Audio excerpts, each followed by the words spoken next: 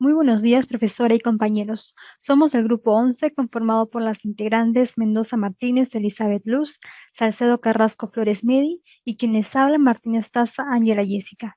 Y a continuación expondremos el tema de negociación colectiva. 1. Definición. Según el Decreto Ley número 25593, artículo 41, la negociación colectiva es cualquier forma de diálogo con el fin de lograr un acuerdo. Su principal objetivo es regular la relación laboral entre las empresas con un año mínimo de funcionamiento y los representantes de los trabajadores, sobre los convenios colectivos o contratos y las condiciones de empleo como los salarios, jornadas, vacaciones, etc. Soy la alumna Flores May Salcedo Carrasco. Ahí te voy a hablar sobre los tipos de convenciones de negociación colectiva. Según el artículo 44 tenemos tres ámbitos. En esos ámbitos está el de una empresa, el de una rama de actividad y de un gremio. El de la empresa es aplicado a todos los trabajadores de la empresa o tanto de la categoría, sección o establecimiento determinado. El de una rama de actividad comprende a los trabajadores de una misma actividad económica o parte determinada de ella, y de un gremio, que viene a ser los trabajadores que desempeñan un mismo oficio, profesión o especialidad en distintas empresas. El proceso de la negociación colectiva. En este caso tenemos 4 pasos. El paso 1 viene a ser la presentación del pliego directamente con la empresa, remitiendo una copia de este a la autoridad de trabajo. En el paso 2, que viene a ser la negociación directa, inicia en los primeros 10 días calendarios después presentar el pliego de reclamos. Aquí es donde las partes se reúnen y buscan posibles soluciones al pliego de reclamos. Continuamos con el paso 3, que es la conciliación. Según el artículo 59 de la ley, la función conciliatoria estará a cargo de un cuerpo técnico especializado y calificado del Ministerio de Trabajo y Promoción del Empleo. Si acuerdan las partes, pueden encomendarse a personas privadas. Por último, tenemos el paso 4, que es el arbitraje o la huelga. Esto depende exclusivamente de la decisión de la mayoría de los trabajadores, en el caso no se hubiese llegado a una negociación en la conciliación. Le doy pase a mi compañera. Características de la negociación colectiva. Acorde al artículo 43 del Decreto Ley número 25593, las características de la negociación colectiva son las siguientes. Modifica los aspectos de la relación de trabajo sobre los que influye. Inclusive, los contratos individuales se adaptarán a aquella y no podrán abarcar disposiciones contrarias en perjuicio del trabajador.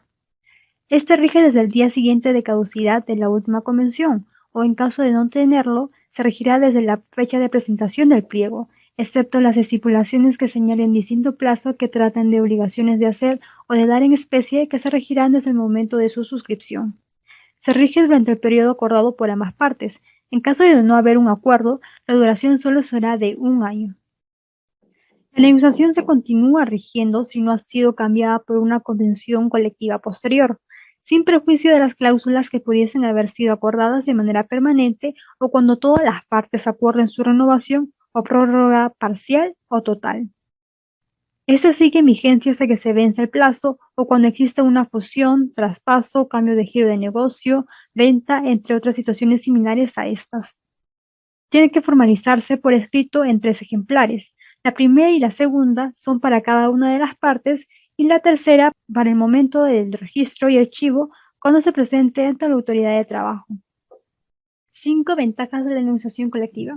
Las ventajas de este son: permite que las empresas y los trabajadores manifiesten sus intereses comunes y ayuda a negociar los diferentes intereses que tienen cada uno. Incrementa el compromiso de los trabajadores, la estabilidad y productividad de la empresa. También ayuda a negociar temas como las mejoras en las condiciones de trabajo mediante el diálogo y consenso entre ambas partes.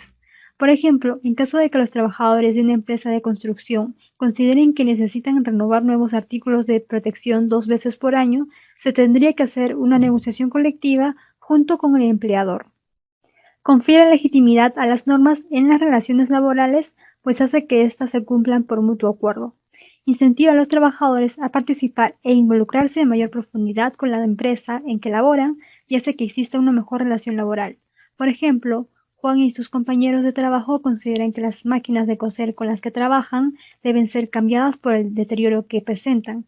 Esto hace que se planteen que si en verdad se quiere ser una empresa más productiva, es necesario tratar ese tema junto al empleador.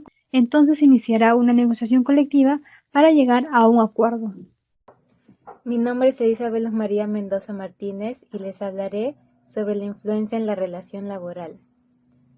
Tener en cuenta que las negociaciones colectivas permiten a los trabajadores y empleadores unirse para proteger no solo sus propios intereses económicos, sino también sus libertades civiles, como el derecho a la seguridad e integridad en un ambiente laboral.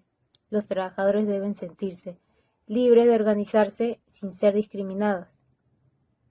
Un trabajador no puede ser despedido a causa de sus actividades sindicales. El empleador no debe impedir, prohibir ni interferir en el ejercicio de derecho de los trabajadores a sindicarse. No debe amenazarlos de forma directa o indirecta ni crear una atmósfera de intimidación o miedo. Caso práctico. Julio trabaja en una empresa dedicada a la agricultura y pertenece al sindicato de esta. Por inicio de actividades debido al Año Nuevo, la empresa de agricultura Raíces Peruanas SAC acordó con sus trabajadores que se les brindaría un bono mensual para pasajes y así poder trasladarse en las mañanas, debido a que el campo en el que trabajan se encuentra lejos de la ciudad donde residen. Además, se pactó que se les brindaría implementación adecuada como overoles, guantes, botas y gorras para poder realizar sus actividades sin perjudicar su salud. Hasta la fecha los trabajadores no reciben ningún bono ni implementaciones nuevas. ¿Cuál sería el procedimiento para realizar la negociación colectiva y llegar a acuerdos que solucionen las problemáticas mencionadas anteriormente? Se debe realizar lo siguiente: presentación de un pliego con peticiones o reclamos y mencionando el incumplimiento de los acuerdos pactados anteriormente. Se debe iniciar el proceso de negociación dentro de los 10 días de presentar el pliego y buscar una solución. En el caso del procedimiento de conciliación, se deben realizar tantas reuniones como sean necesarias, actualizadas siempre y cuando exista entre las partes la voluntad de llevarlas a cabo. Si una de las partes no concurriere o de hacerlo estuviera de acuerdo con proseguir con ellas, se tendría por concluida esta etapa. En el caso en el que no se llegue a un acuerdo, dependiendo de la decisión mayoritaria de los trabajadores, se decidirá si se lleva a cabo una huelga o arbitraje. Le doy pase a mi compañera. 8. Conclusiones. La negociación colectiva es el diálogo con el fin de lograr un acuerdo, siendo su principal objetivo regular la relación laboral entre las empresas y los representantes de los trabajadores a través de acuerdos sobre las condiciones de empleo. Los tipos de ámbitos en la concesión colectiva son de la empresa, de una rama de actividad o de un gremio. El proceso de la negociación colectiva contiene 4 etapas: presentación del pliego, negociación directa, conciliación y arbitraje o huelga si lo requiere.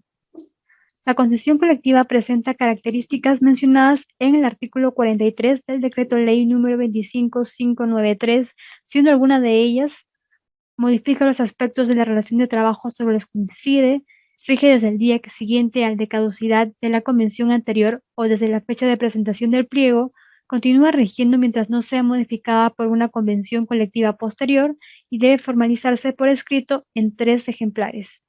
Además de ser un derecho, los trabajadores deben sentirse libres de organizarse para pedir soluciones y el empleador no debería impedir o interferir en el proceso.